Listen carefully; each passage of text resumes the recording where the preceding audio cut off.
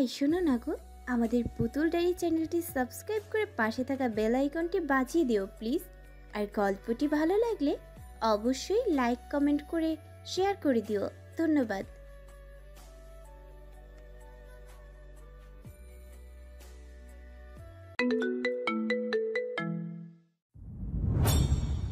তার কথার সুরে এক অদ্ভুত শান্তি ছিল, কিন্তু মুশফিকের মনের অন্ধকারে এক অস্বস্তি দেখা দিল। নেশার ঘোরেই হুট করে মনে হলো এই কণ্ঠ তার পরিচিত। মুশফিক কিছু বলার চেষ্টা করার আগেই মেয়েটি হঠাৎ করেই তাকে দু হাতে শক্ত করে জড়িয়ে ধরল। তাদের দেহ একে অপরের সাথে মিশে যাওয়ার উপক্রম। নেশারু শরীরে মেয়েলি স্পর্শ পেয়ে মুশফিক কেঁপে উঠল প্রায় এবং উত্তেজিত হয়ে মেয়েটিকে জড়িয়ে ধরল। মুশফিক যেন মেয়েটির শরীরের প্রতি বিভোর হলো। ঠিক তক্ষুনি মেয়েটি তার বুকের মাঝে একটি ধারালো ছুরি বসিয়ে দিল। আকস্মিক আক্রমণে মুশফিক আহ করে উঠল। সে কিছু বুঝে ওঠার আগেই মেয়েটি তাকে এক ছটকায় নিচে ফেলে দিল। এতে খানিকটা ছিটকে পড়ে মুশফিক দূরে। মুশফিকের বুকের মধ্যে এখনো ধারালো ছুরি বসানো। সে এক নিঃশ্বাসে আবারও আহ করে উঠল। ব্যথার তীব্রতায় তার শরীর কাঁপতে লাগলো। ভীষণভাবে আহত হয়ে সে তৎক্ষণাৎ কিছু বুঝার চেষ্টা চালালো। এরই মধ্যে মেয়েটি এসে তার বুক থেকে এক ছটকা ছুরিটি তুলে নিল। এই ছুরিটি যেমন ধারালো তেমনি বিষাক্ত। মুশফিকের বুকে তীব্র জ্বালা শুরু করল। তবু যতটুকু শক্তি মুশফিকের ছিল সে চেষ্টা করলো নিজের চেতনা ফিরিয়ে আনতে এবং দ্রুত উঠে দাঁড়ানোর। বুকে পিঠে সারা শরীরে তীব্র ব্যথা নিয়ে উঠতে গিয়ে মুখ থুবড়ে পড়ে গেল মুশফিক। যা দেখে মেয়েটি উচ্চ শব্দে হেসে উঠল, যেন ওর কষ্ট দেখে সে পৈশাচিক আনন্দ পাচ্ছে। এই হাসির তীব্রতায় সে মুশফিকের হৃদয় কাঁপিয়ে তুলল।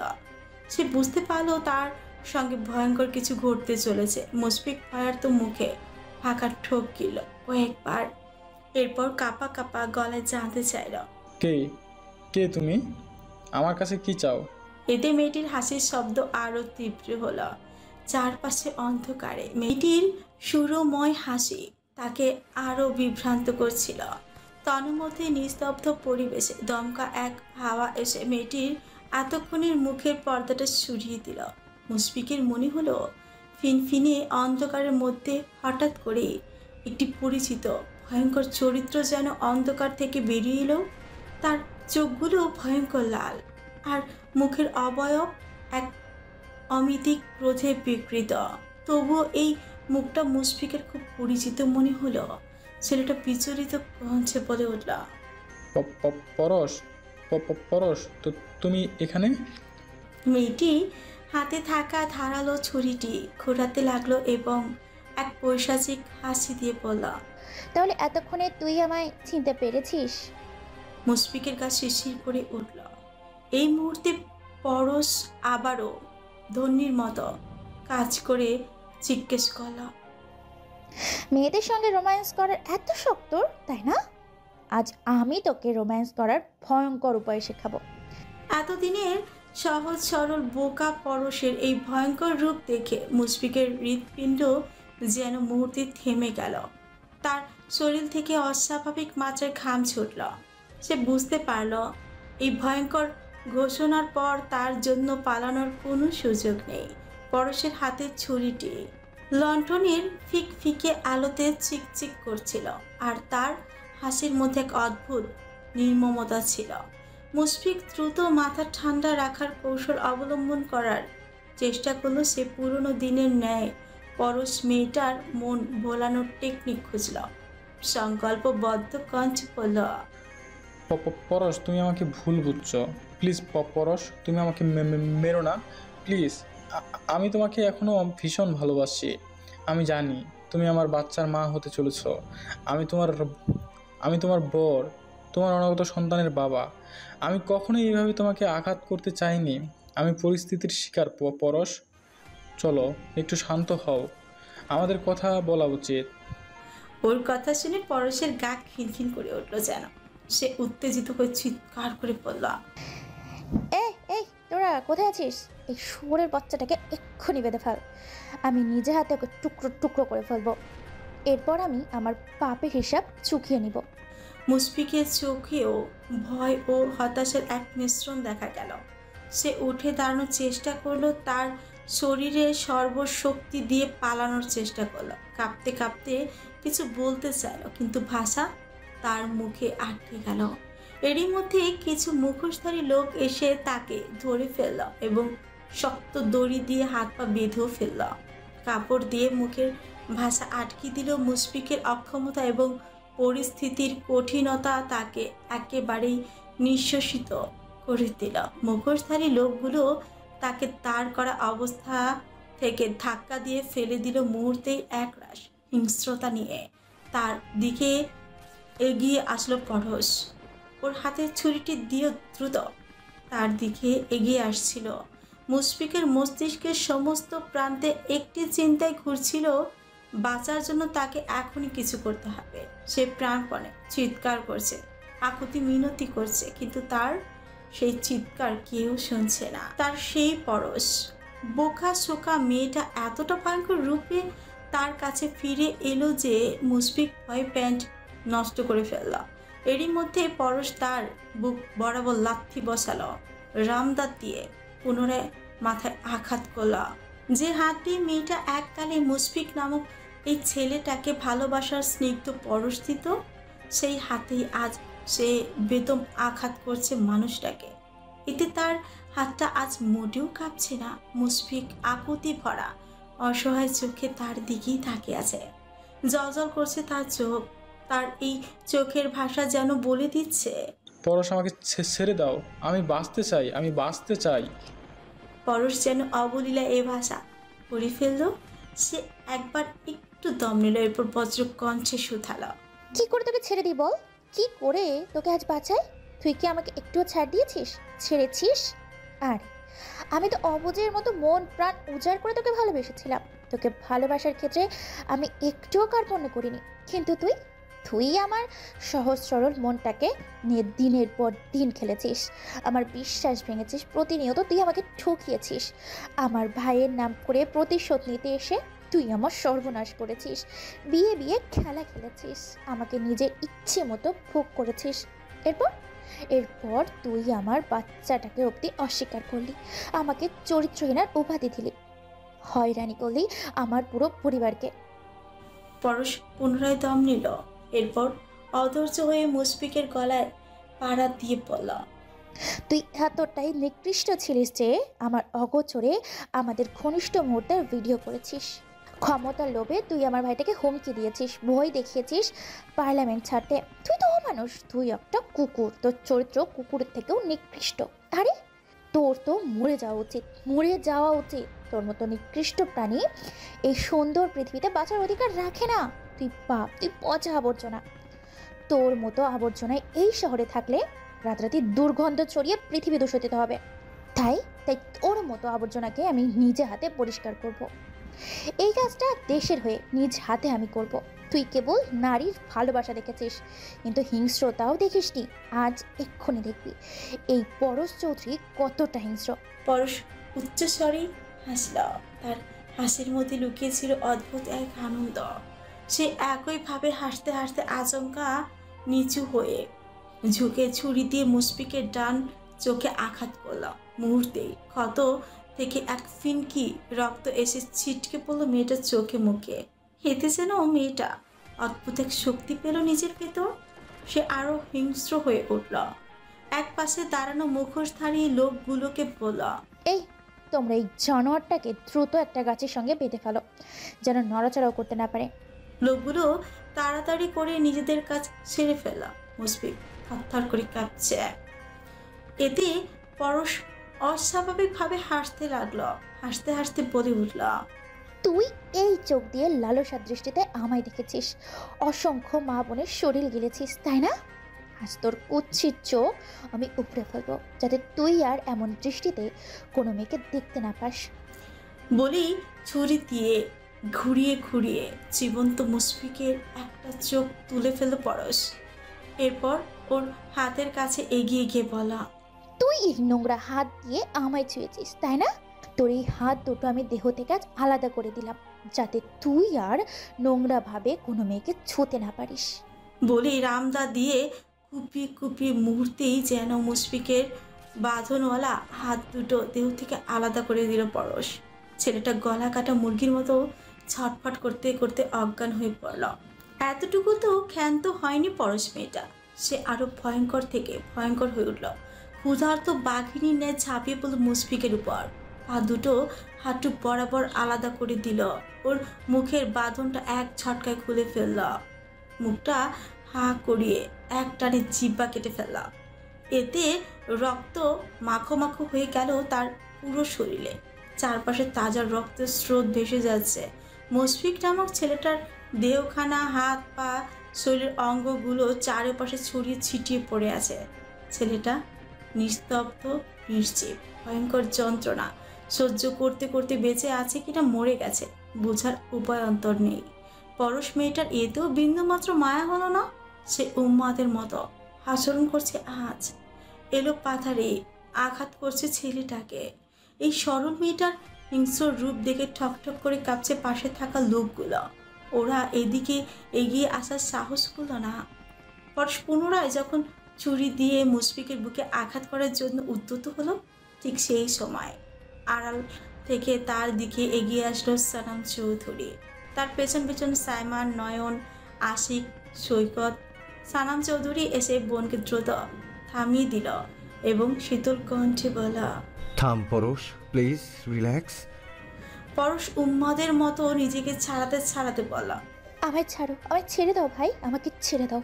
এই জানোয়ারটাকে আমি আজ শেষ করে ফেলবো, শেষ করে ফেলবো। সানাম চৌধুরী বোনকে শান্ত করার জন্য বুকের সাথে আলতো করে জড়িয়ে ধরল, বলা, ওর গল্পটা এখানেই শেষ নয়। কুত্তাকে মৃত্যুর চেয়েও ভয়ঙ্কর যন্ত্রণা দিতে হবে, তাকে হাড়ে হাড়ে ভোগ করতে হবে, বুঝতে হবে চৌধুরী পরিবার কতটা ভয়ঙ্কর। আজ আমি সফল বোন, আমাদের পরশ এখন আর দুর্বল নয়, কিন্তু আজকের জন্য তোর দায়িত্ব এখানেই শেষ, বাকিটা আমরা দেখে নেব। পরশ এইবার খানিকটা শান্ত হলো। এরই মধ্যে সাইমন এসে কায়দা করে ওর হাত থেকে ছুরিটা নিয়ে নিল। পরশের চোখে তখনও উত্তেজনা এবং ক্ষোভের আগুন জ্বলছিল। সাইমন তার হাতে ছুরি রেখে একটু দূরে দাঁড়িয়ে গিয়ে বলল, হ্যাঁ পরশ, এবার তুই নিজেকে শান্ত করার চেষ্টা কর বোন, বাকিটা আমাদের জন্য বরাদ্দ থাক। আমাদের পরিকল্পনা প্রতিটি অংশ অত্যন্ত হিসাব করে করা হয়েছে। শুধু একটি জিনিস মনে রাখিস, প্রতিশোধের এই মহাকাব্য শেষ হবে আমাদের হাতে। তুই কেবল কিছুদিন অপেক্ষা কর। ওদের কথোপকথনের মধ্যেই সানাম চৌধুরী ইশারা করে এতক্ষণের মুখোশধারী লোকগুলোকে কিছু একটা বুঝিয়ে দিল। এরা হচ্ছে তার স্পেশাল ফোর্স। আজকে সব কিছু তার প্ল্যান অনুযায়ী ঘটেছে, বাকিটা দ্রুত হয়ে যাবে। সানাম চৌধুরী ইশারায় বুঝে লোকগুলো দ্রুত নিজেদের কাজে মন দিল। সানাম চৌধুরী আর এখানে এক মুহূর্তেও ব্যয় করল না। বোনকে নিয়ে দ্রুত পরবর্তী পদক্ষেপ নিতে প্রস্তুত হলো এবং জায়গা ছাড়ল। যাওয়ার আগে অবশ্য পরশ মেয়েটা এতদিনের শখের পুরুষের মুখ বরাবর একদলা থুতু ফেলে দিতেও ভুলল না। গাড়ি চলে যাচ্ছে রাতের শহরের ভেতর দিয়ে। সানাম চৌধুরী সামনে আর পরশ তার পাশে বসে জানালার বাইরে শহরের ঘুমন্ত দৃশ্য উপভোগ করছে। পরশের মুখে আজ হাসির ছাপ। মনে হচ্ছে দীর্ঘদিন পর সে সত্যিকারের শান্তি অনুভব করেছে। শান্তির মধ্যে পরশ নিজের মনে ভাবছিল, নারীর প্রকৃতি রূপ কত বিচিত্র হতে পারে। এককালে হারানোর ভয়ে কাঁদতে থাকা, অস্থিরতার মধ্যে থাকা মেয়েটি আজ সম্পূর্ণ ভিন্ন রূপ ধারণ করেছে। সে আজ হাসি মুখে তার শখের পুরুষটাকে ছেড়ে দিয়ে যেন স্বাভাবিকতার নতুন রূপে আত্মপ্রকাশ করেছে। নারীর প্রতি তার উপলব্ধি এবার আরও গভীর, আরও চিন্তাশীল। নারী কখনো এক অবিরাম মায়ার সাম্রাজ্য, কখনো প্রয়োজনের তাগিদে এক কঠোর প্রতিরোধক। মাতৃত্বের পবিত্রতার কাছে তার ধৈর্য এবং শক্তি সব কিছু এক নতুন রূপ ধারণ করে। আজ পরশ সেই রূপের নতুন উদাহরণ হয়ে উঠেছে। নিজের সন্তানকে পৃথিবীর কাছে বৈধতা দিতে পরশ কৌশলে পৃথিবীর সবচেয়ে ঘৃণ লোকটিকে কাগজে কলমে বিয়ে করে নিয়েছে।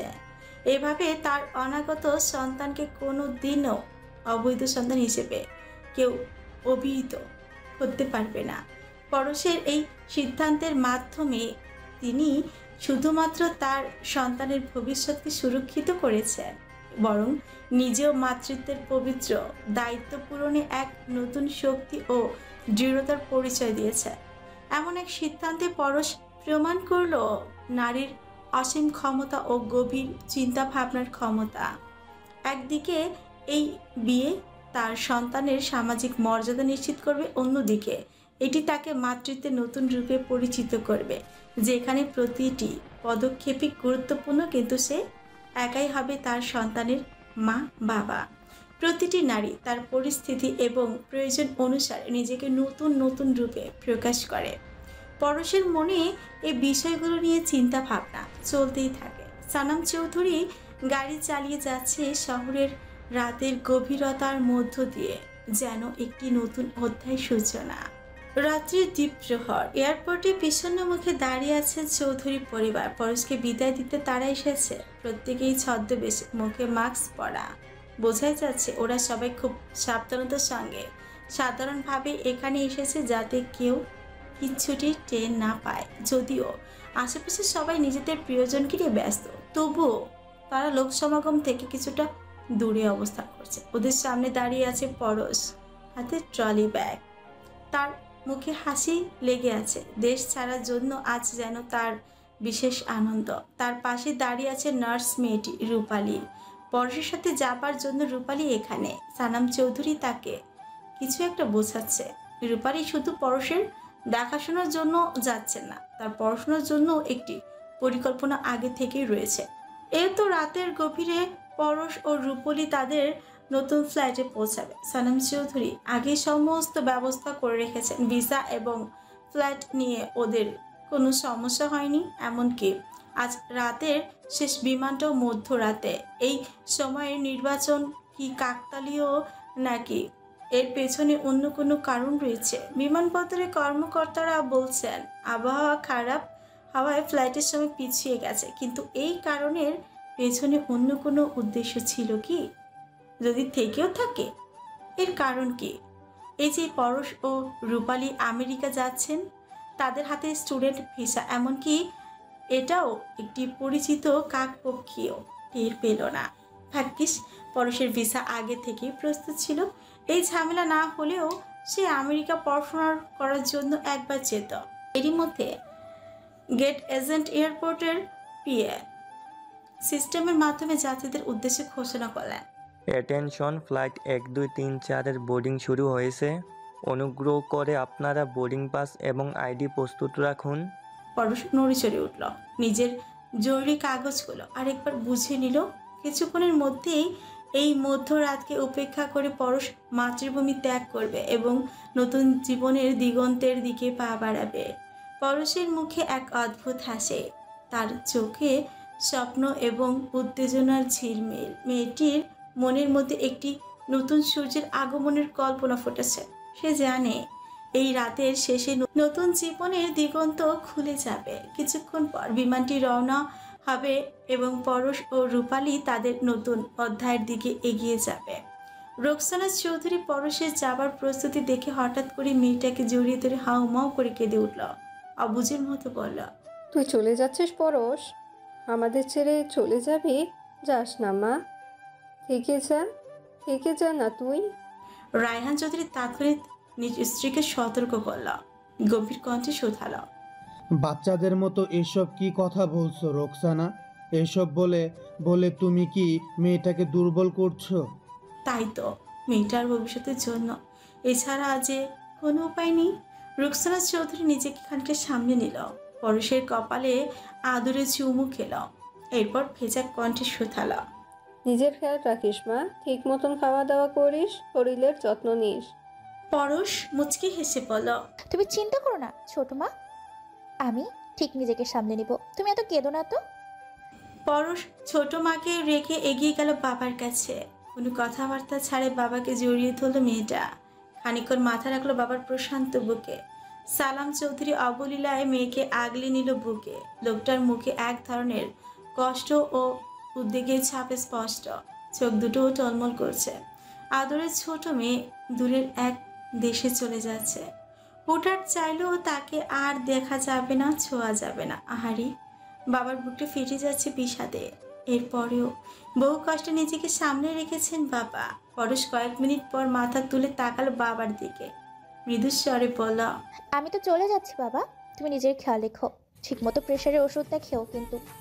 খাবো মা, তুই আমাকে নিয়ে টেনশন নিস না, তুই যা, বিদায়। এরপর পরশ চাচা ভাই বোনদের থেকে একে একে বিদায় নিল। সবশেষে এগিয়ে গেল রাত্রিপ্রিয়ার কাছে। রাত্রিপ্রিয়া এতক্ষণ কিছুটা দূরে দাঁড়িয়ে নিঃশব্দে কাঁদছিল। পরশের কাছে আসতে সেই মেয়েটাকে জড়িয়ে ধরে শব্দ করে কেঁদে উঠল। পরশকে কাঁদতে সময় দিল। এরপর রাতের দু হাত ধরে অপরাধীর ন্যায় শোধাল, আমাকে তুই ক্ষমা করিস রাত, তোকে খুব জ্বালিয়েছি আমি। আমার জন্য তুই সেদিনও আম্মুর হাতে থাপড় খেলি, সরি রে। যাবার বেলায় এভাবে বলিস না সোনা, আমি সেসব কিছু মনে রাখিনি। তবুও অভিযোগ করলেও আমাকে নিয়েই করিস। আমার মাকে ভুল বুঝিস না রাত, উনি তোকে খুব ভালোবাসে। আমি যাই রাত, তোরা আম্মুকে দেখে রাখিস, ভালো রাখিস। পর সবাইকে ছাড়িয়ে নিজের ট্রলি ব্যাগটি পুনরায় হাতে নিল। এই পুরোটা সময় ধরে তানহা লক্ষ্য করলো ছোট আপা একবারও কাঁদল না। মেয়েটার চোখ দুটো শুকনো। চারপাশে এত কান্না হাহাকার দেখে সে নিজেও খুব কেঁদেছে। কিন্তু আপা, আচ্ছা ছোট আপা কি বদলে গেল? ছোট্ট তানহা বিস্মিত না হয়ে পারল না। সে তাৎক্ষণিক পরশের কাছে ছুটে গেল, অকপটে প্রশ্ন করল, আপা তুমি কাঁদছো না কেন? বড় আপা, রাত ভাবিপু, আম্মু ওরা সবাই তো কাঁদছে, কিন্তু তুমি তো মোটেও কাঁদলে না। আমাদের ছেড়ে চলে যাচ্ছ, তাও কি তোমার মন খারাপ হয়? কান্না পাই না? বোনের কথা শুনে পরশ শুকনো ঠোঁট এলিয়ে হাসল। আলগোছে বোনের মাথায় হাত বুলি দিয়ে বলল, এই পরশরা কখনো কাঁদে না, ওদের কাঁদতে নেই। আমি চললাম, তোরা ভালো থাকিস, আনন্দে থাকিস। তানার মন খারাপ হলো। পরশ সবার দিকে একবার তাকিয়ে এক পা করে এগিয়ে যাচ্ছে বিমানের নিকটে। শেষে তার সঙ্গী হলো রূপলি। পায়েল কাঁদতে কাঁদতে শেষবারের মতো বোনকে বলল, তুই ভালো থাকিস কিন্তু পরশ, আমরা সবাই নতুন এক পরশকে দেখার জন্য অপেক্ষায় থাকবো। পরশ এগোচ্ছে, সবাই তাকে হাত নেড়ে নেড়ে বিদায় দিচ্ছে। চৌধুরী পরিবারের সবাই এখানে উপস্থিত থাকলেও তানিয়া চৌধুরী কিন্তু নেই। উনি এখন অবধি কিচ্ছুটি টের পায়নি। সানাম চৌধুরী মাকে কিচ্ছুটি জানায়নি, কেননা মা দুঃখ পাবে, ভয় পাবে, কাঁদবে, যা দুর্বল করে দিবে পরশকে। এ নিয়ে রুকসানা চৌধুরীর মহিলার জন্য মায়া হলো। আহারে, মেয়েটা চলে যাচ্ছে, তাও আপা নাই। উনি যখন জানতে পারবেন খুব কাঁদবেন, খুব দুঃখ পাবে। পরশ বিমানের মুখোমুখি দাঁড়িয়ে এক্ষুনি ভেতরে প্রবেশ করবে সে হঠাৎ করে পেছন থেকে কেউ মৃদু কণ্ঠে ডাকল, পরশ দাঁড়াও। পরশ চমকে উঠল। পেছন করে তাকাতে পরিচিত একটি বিষণ্ণ মুখ দেখল। পরশ মৃদু কণ্ঠে জিজ্ঞেস করল, নয়ন ভাই? নয়ন তার দিকে করুণ চোখে তাকালো। এতক্ষণ ধরে সে এখানেই ছিল। ভালোবাসার মানুষটি বিদায়ের বিষাদে তার হৃদয় ভার হয়ে উঠেছিল। অবশেষে নয়ন গভীর সুরে শেষবারের মতো বলল, আমি তোমার জন্য অপেক্ষা করব। পরশ সোজা দৃষ্টিতে নয়নের দিকে, নয়নের চোখের দিকে তাকিয়ে বলল, আপনি আমার জন্য অপেক্ষা করবেন না নয়ন ভাই? আপনি জীবনটা নতুনভাবে সাজান।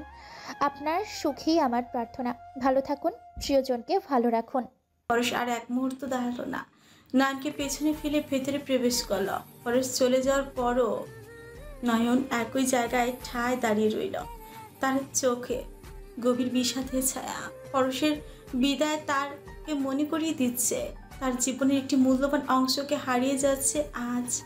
নয়নের আত্মা প্রাণপণে চিৎকার দিয়ে যেন বলছে, কোচি তুমি যেও না, যেও না। সময় চলতে থাকলো। কর্তৃপক্ষ বিমান ছাড়া সিগন্যাল দিল, কিন্তু নয়ন একই জায়গায় দাঁড়িয়ে রইল। তার অভিব্যক্তি বলছে পরশের প্রতি তার ভালোবাসায় অদৃশ্য সুতোর মতন, যা ছিঁড়ে যাচ্ছে আকাশ পথে। মূর্তি নয়নের হৃদয়ে এক গভীর শূন্যতা ছড়িয়ে পড়ল, যেন পরশের বিদায় তার অঙ্গ প্রত্যঙ্গ থেকে কিছু মূল্যবান অংশ ছিনিয়ে নিয়েছে। বিমানটি ধীরে ধীরে আকাশে উড়াল দিল। নয়ন তীব্রভাবে অনুভব করলো যে সে এখন একা একটি শূন্যতার মধ্যে দাঁড়িয়ে। আকাশ পথে তাকিয়ে ছেলেটার মুখে এক ধরনের নিঃসঙ্গতা এবং গভীর হতাশার চিহ্ন স্পষ্ট হলো। তবু সে বলল, তুমি ভালো থেকো, কিন্তু ভালো থেকো আমার ভালোবাসা। নয়ন শূন্যের দৃষ্টিতে তাকিয়ে রইল। সে অদ্ভুত এক শূন্যতাও হারানোর বেদনা ছড়িয়ে পড়ল তার বক্ষস্থলে। বুক ভারী হলো, শ্বাস প্রশ্বাস হলো দ্রুত। ছেলেটি বুঝলো শখের মানুষটির এই বিদায় তার ভেতরে একেবারে একাকিত্বের অনুভূতি তৈরি করলো। আজ থেকে তার হাসা বারণ, ভালো থাকা বারণ। তার চোখে কার্নিশে জমা হলো কিঞ্চিত জল। আহানিয়তি হৃদয়ের একান্ত প্রিয় অংশকে কেড়ে নিলে ব্যথা। নয়নার এক মুহূর্ত এখানে দাঁড়াতে পারল না। এলোমেলো পায়ে দ্রুত নিজ গাড়িতে উঠল। এরপর উদ্দেশ্যহীনভাবে গাড়ি চলতে লাগলো। ফাঁকা রাস্তা, গাড়ি চলছে, সাথে সেই ক্যাসেট সিস্টেমে লো ভলিউমের রবীন্দ্রসঙ্গীত বাজছে। সবার জীবন থেকে কেটে গিয়েছে 2 মাস। এই 2 মাসের মধ্যে পরিবর্তন হয়েছে অনেক কিছু। চৌধুরী বাড়িতে থাকা এতদিনের কালো আধার কেটে সোনালি রোদ্দুরের উকি দিয়েছে। ওদের সবার মনে আজ স্বস্তি, তৃপ্তি আর আনন্দ। পরশ মেয়েটাও আমেরিকায় ভীষণ রকমের ভালো আছে। সে খুব সূক্ষ্মভাবে নিজেকে মানিয়ে নিয়েছে। তার এখন আনন্দের দিন, কেননা তার জীবনটা নরকের পরিণত করার সবকটা মানুষ তাদের প্রাপ্ত শাস্তি পেয়েছে। একটা মানুষকেও ছাড় দেয়নি সানাম চৌধুরী। মির্জা বাড়ির বিনাশ ঘটেছে তার হাতে, সেই সাথে দক্ষ হাতে যৌক্তিক কৌশলে সে নিজের পরিবার ও বোনের সম্মান বাঁচিয়েও নিল। গোপনে সাইবার আইনের মাধ্যমে পরশের আপত্তিকর ভিডিও সহ সবকিছু নষ্ট করে দিয়েছে। এই তো মাঝখানে কাকে মুশফিক ছেলেটা ভয়ঙ্কর যন্ত্রণা পেতে পেতে দুনিয়া থেকে বিদায় নিয়েছেন। ছেলের ভয়াবহ পরিণতি দেখে আসাদুল্লাহ সহ পুরো পরিবার ভেঙে পড়ে। জীবিত মুশফিকের কষ্ট দেখে পাড়া প্রতিবেশীরা খুব আফসোস করতেন। মুরব্বীরা ছেলেটার মৃত্যু নামক শান্তির জন্য দোয়া করেছেন। এরকম যন্ত্রণাদায়ক মৃত্যু হয়তো কেউ কখনো দেখেনি। এরই মধ্যে মির্জা পরিবার আঙুল তুলেছিল সানাম চৌধুরীর উপর, কেসও করেছিল ওদের নামে, কিন্তু লাভ হয়নি।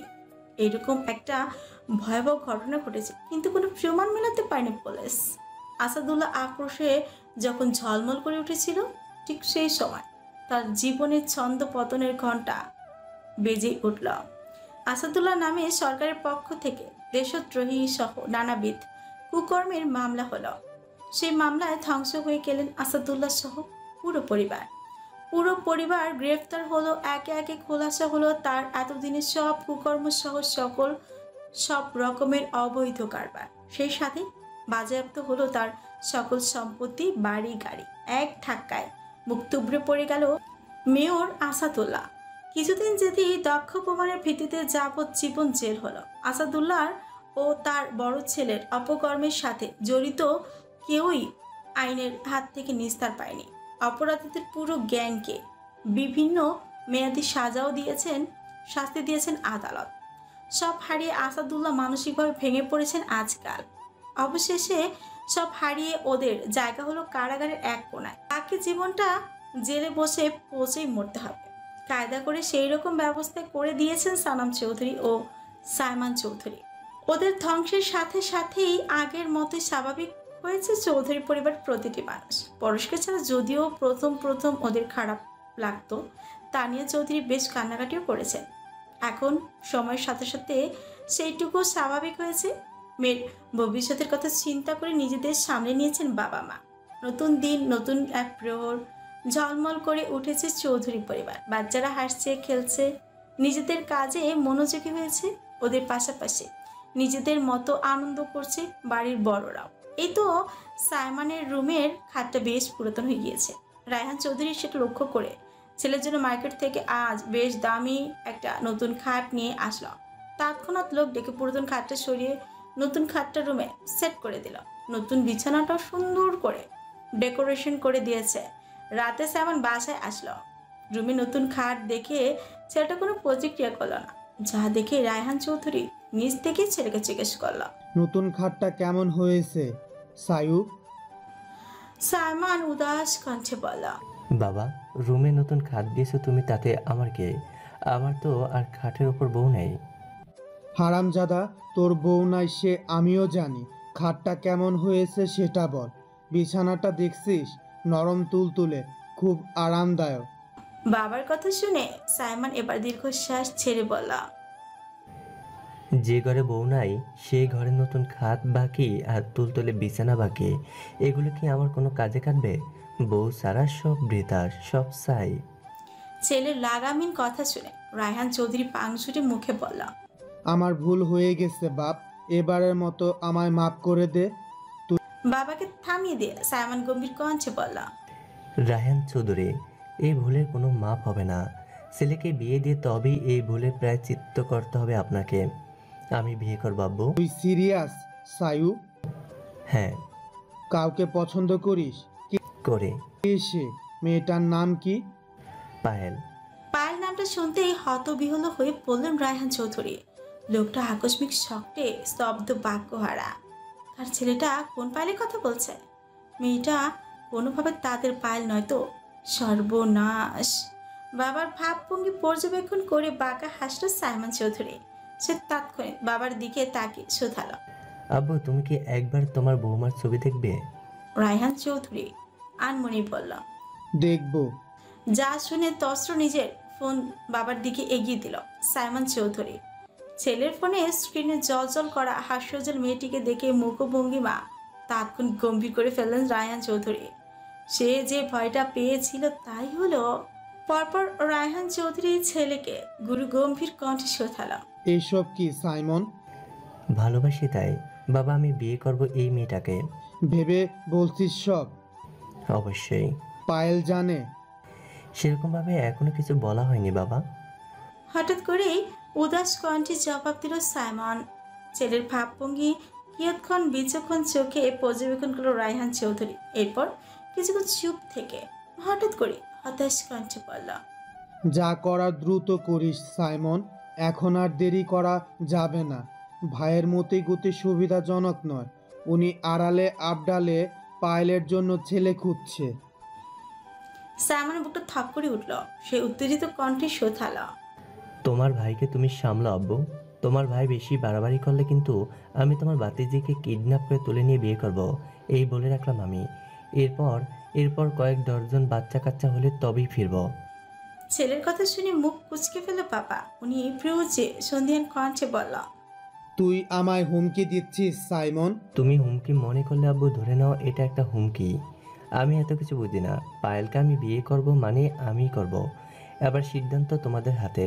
হয়তো পায়েল রঙিন কাপড়ে সাইমন চৌধুরীর বউ হবে, নয়তো সাদা কাপড়ে মুড়িয়ে মাটির নিচে যাবে। ঠান্ডা মাথায় ভয়ঙ্কর এক হুমকি দিয়ে ভাবলেশীন ভাবে তাৎক্ষণিক ওয়াশরুমে ঢুকে পড়ল সাইমন চৌধুরী। কিছুক্ষণ আগে সে ডিউটি শেষ করে বাসায় এসেছে, এখনো ফ্রেশ হওয়া হয়নি। এদিকে ছেলের মতিগতি ওর ভয়ঙ্কর কথা শুনে চিন্তায় পড়ে গেল রায়হান চৌধুরী। মাত্র একটা বড়সড় ঝড় গিয়ে খানিকটা শান্ত হলো চৌধুরী পরিবার, এরই মধ্যে আবারও কি কোনো ঝড় আসতে চলেছে? বড় ভাইজানকে বিয়েতে রাজি হবেন? পালকে তুলে দিবেন কি সাইমনের হাতে? আচ্ছা, সানাম চৌধুরী আবার বোনকে দিতে অমত করবে না তো? টেনশন। অজানা এক শঙ্কায় রায়হান চৌধুরীর মুখটা শুকিয়ে পাংশুটে হয়ে গেল। সে তস্ত্র ছেলে রুম ছাড়লেন।